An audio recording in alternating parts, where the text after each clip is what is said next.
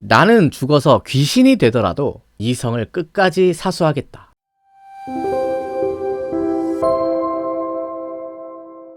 네, 지난 시간에 선조가 임진왜란이 발생하기 약 1년 전에 이순신을 전라좌수사에 파격적으로 임용했던 장면을 한번 살펴봤는데요. 그래서 오늘은 이 이후에 이제 임진왜란이 어떻게 진행이 되었는지, 또 당시 초기 임진왜란의 전쟁 상황을 한번 살펴보겠습니다. 우선 당시의 조선의 해양 방어 체계에 대해서 한번 좀 살펴볼 건데요. 우선 제가 이 지도를 한번 반으로 잘라보겠습니다. 왼쪽이 전라도고요. 오른쪽이 경상도겠죠. 그리고 이 경상도를 제가 다시 한번 반으로 잘라볼게요. 조선시대에는 이 경상도를 좌우로 나눠서 여기 왼쪽을 경상우도라고 했고 이 오른쪽을 경상좌도라고 했습니다. 우리가 그냥 봤을 때 여기 왼쪽이 좌도 같고 오른쪽이 우도 같지만 조선시대에는 항상 왕을 기준으로 해요. 임금이 이제 남쪽을 바라보고 앉은 상태를 기준으로 임금의 왼쪽을 좌도, 오른쪽을 우도라고 한 겁니다.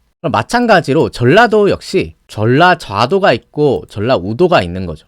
각각의 구역을 방어하기 위한 시설을 각 도의 해양 요충지에 설치를 했는데, 예를 들어 전라우도의 해양 방어영을 전라우수영이라고 하고요. 그 우수영은 지금의 해남에 있습니다. 그리고 전라좌도의 바다를 방어하는 사령부를 전라좌수영이라고 하고요. 이 전라좌수영이 바로 이순신 장군이 근무했던 곳이고요. 그리고 경상우도를 방어하는 경상우수영은 지금의 통영에 있었고요. 경상좌도를 방어하는 경상좌수영은 부산에 있었습니다. 이렇게 조선은 각각 4개의 구역으로 나눠서 방어 시스템을 구축하고 있었고, 그 각 구역을 방어하는 해군 사령부를 조선시대 때는 수영이라고 했습니다. 이 4수영 중에서 임진왜란 당시에 가장 먼저 외적들을 맞이하고 싸웠던 곳이 바로 경상좌수영이 있는 부산 지역이었어요. 그래서 부산 지역이 임진왜란 당시에 가장 처음으로 일본의 공격을 받았던 곳인데, 좀 더 구체적으로 한번 살펴보겠습니다. 이 지도는 조선 후기에 제작된 여지도의 부산 지역을 그린 지도인데요.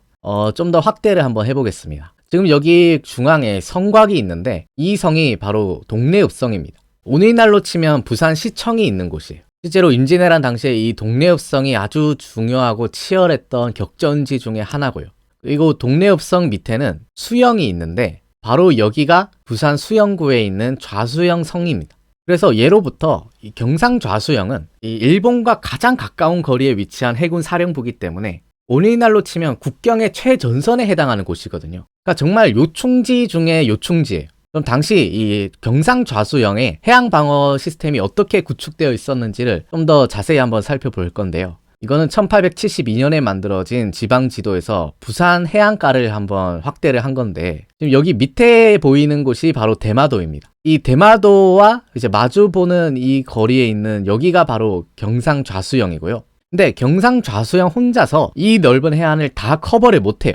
그래서 경상좌수영 밑에는 좌수영에 소속되어 있는 여러 개의 작은 진들이 있습니다. 대표적으로 그 밑에 부산포진이 있고요. 또 그 옆에 계운포진, 두모포진, 서평포진, 다대포진, 이렇게 경상좌수영이 관할하는 여러 진들을 두고 이 진들이 각각의 구역을 맡아서 해안을 방어했던 거예요. 당시 일본은 어디로 갔었냐면 여기 보이는 부산포진으로 갔었습니다. 당시의 상황을 이순신은 이렇게 기록하고 있어요. 1592년 4월 13일 일본 배 400여 척이 부산포 건너편에 와서 정박했는데 적이 벌써 코앞에 닥쳤으니 매우 염려된다. 그러니까 부산포진으로 온 거죠. 지금부터 임진왜란 당시 부산 지역에서 벌어졌던 여러 전투들이 어떻게 진행되었는지를 한번 살펴보겠습니다. 아까 이순신의 기록에서처럼 일본은 1592년 4월 13일에 부산포 앞바다로 진격을 해요. 그 멀리 해안가에서 수많은 배들이 오는 것을 어디서 처음 발견하냐면, 지금 부산에 가시면 황령산이라는 산이 있는데요. 그 산 위에 봉수대가 있습니다. 거기에 봉수를 관리하던 봉수꾼이 이거를 처음으로 발견하고 보고를 해요. 근데 그 규모가 어떤 기록에 보면은 전선이 700척이고 타고 있었던 인원이 한 2만 명 정도였다고 보고를 하고 있어요. 얼마나 깜짝 놀랐겠습니까? 곧바로 보고를 하거든요. 어디로 보고를 할까요? 경상좌수영에다가 이 보고를 올려요.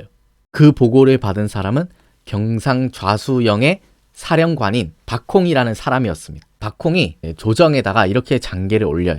4월 14일 새벽 6시에 황령산 봉수군이 보고하기를 적들이 부산포진에 도착하여 해뜰 무렵에 부산진 성을 공격하였습니다. 이 황령산 봉수군의 보고를 받은 경상 좌수사 박홍이 해안 방어에서 이제 적들의 상륙을 저지해야 되는 책무가 있었음에도 불구하고 적의 수가 워낙 많다 보니까 싸우지 않고 도망갑니다. 이와 관련된 기록을 보면은 유성룡이 이렇게 비판하고 있어요. 경상 좌수사 박홍은 적의 세력이 너무나 큰 것을 보고 감히 군사를 움직이지도 못하고 좌수영성을 버리고 달아났다. 그러니까 경상좌도의 해안 방어를 책임진 이 경상좌수사가 적의 상륙을 막지 않고 그냥 달아난 거예요. 왜냐하면 적선이 워낙 많으니까 이게 감히 교전할 생각조차 못한 겁니다. 그래서 이에 대해서 조정에서는 아주 분개를 하면서 이렇게 말을 해요. 경상좌수사 박홍은 한 차례도 싸우지 않고 천리 밖으로 달아났으니 백성들의 원망이 매우 큽니다. 그러니까 수군의 사령관이 해전에서 싸워보지도 않고 그냥 도망갔으니까 얼마나 백성들이 허탈했겠어요. 이 그림은 부산진 순절도라고 해서 당시 치열했던 부산진성 전투를 그린 그림인데요. 지금 이 성 위에 검은 갑옷을 입고 있는 사람이 바로 정발 장군인데요. 당시 부산진성 안에는 한 1000명 정도밖에 없었어요. 그러니까 얼마 안 되는 숫자를 가지고 이 수많은 왜군들을 막아야 했던 겁니다. 그러니까 숫자로는 이게 감당이 안 되니까 그 부하 중에 한 사람이 정발 장군에게 우리 도망갑시다. 일단 좀 후퇴를 합시다. 이렇게 제안을 했다고 해요. 그러자 정발 장군이 이렇게 말했다고 합니다. 나는 죽어서 귀신이 되더라도 이 성을 끝까지 사수하겠다. 이거는 아까 경상 좌수사인 박홍과는 다른 선택이죠. 박홍은 적의 수가 많기 때문에 싸울 수 없다고 판단하고 도망갔지만 정발 장군은 비록 수는 적지만 한번 끝까지 싸우겠다. 내가 죽어서 귀신이 되더라도 이 성을 지키겠다라고 천명을 하고 싸운 겁니다. 그렇게 해서 열심히 싸우는데 숫자가 너무 중과부적이기 때문에 결국 이 성이 함락되게 됩니다. 그리고 정발 장군도 이제 전사를 하게 되는데요. 당시 적장이 이렇게 말을 했다고 합니다. 부산 전투에서는 검은 갑옷을 입은 장군이 가장 무서웠다. 만약 성이 튼튼하고 군사가 많았다면 끝내 이길 수 없었을 것이다. 그래서 정발 장군이 검은 갑옷을 입었다고 해서 이제 별명이 흑의 장군, 흑의 장군이라고 불리기도 하고요. 지금도 부산 동구에는 이렇게 정발 장군 동상이 세워져 있기도 합니다. 이렇게 부산 진성이 함락된 이후에 또 다대포 쪽에서도 전투가 일어나게 되는데요. 지금 보이시는 이 그림이 바로 당시의 다대포성 전투를 그린 그림입니다. 이 다대포성을 지키고 있었던 사람이 윤응신 장군인데요. 정말 놀랍게도 윤응신 장군이 일본군을 상대로 해서 한 차례 승리를 거두게 돼요. 이 사실이 윤응신의 순절비에 적혀 있는데 부산 진성을 함락한 왜군이 다대포를 포위했다. 윤응신 첨사가 힘써 싸웠는데 적을 격퇴하였다. 그가 그 한 차례 왜군을 격퇴를 한 겁니다. 그래서 오늘날 학자들은 이게 임진왜란 최초의 승리가 아니냐. 어쨌든 한 차례는 막은 거죠. 한 차례를 막았는데 아무래도 적이 다시 쳐들어올 것 같으니까 역시 밑에 있었던 부하가 윤응신 장군한테 우리 달아납시다. 잠깐 후퇴를 합시다. 이렇게 건의를 했다고 해요. 그때 윤응신 장군은 어떤 선택을 할까요? 달아났을까요? 아니면 끝까지 성을 지켰을까요?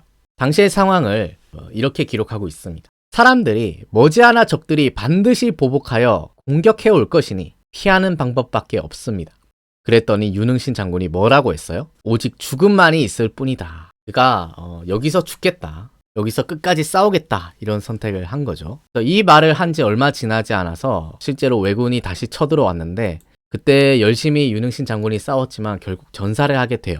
다음날 마침내 적의 대군이 공격해오니 윤응신 첨사가 군사를 이끌고 분투하였으나 끝내 전사하고 성이 함락되고 말았다. 이렇게 해서 정발 장군과 윤응신 장군이 이제 전사를 하고 부산에 본격적으로 왜적들이 상륙을 하고 육지로 올라오게 됩니다. 이렇게 부산진과 다대포가 뚫렸단 말이에요. 다음 왜군이 향하는 곳은 어디일까요? 다음 일본의 타겟은 바로 이곳. 당시에 동래 동원과 동래 읍성이 있었던 이곳인데요. 이제 여기가 뚫리면 이제 부산이 다 넘어가게 되는 거죠. 근데 당시 여기를 지키고 있었던 사람이 바로 동래부사 송상현입니다. 오늘날로 치면 부산시장이라고 할 수 있겠는데요. 과연 동래부사 송상현은 이 왜적들이 쳐들어오고 있는 이 상황에서 어떤 선택을 할까요? 경상좌수사 박홍처럼 도망갈 수도 있는 거고 아니면 정발 장군이나 윤응신 장군처럼 끝까지 이제 백성들과 군인들과 함께 성을 사수할 수도 있는 건데 이 이후의 상황은 다음 3부에서 한번 계속해서 살펴보도록 하겠습니다. 오늘 2부는 여기서 마치겠습니다. 긴 시간 시청해 주셔서 고맙습니다.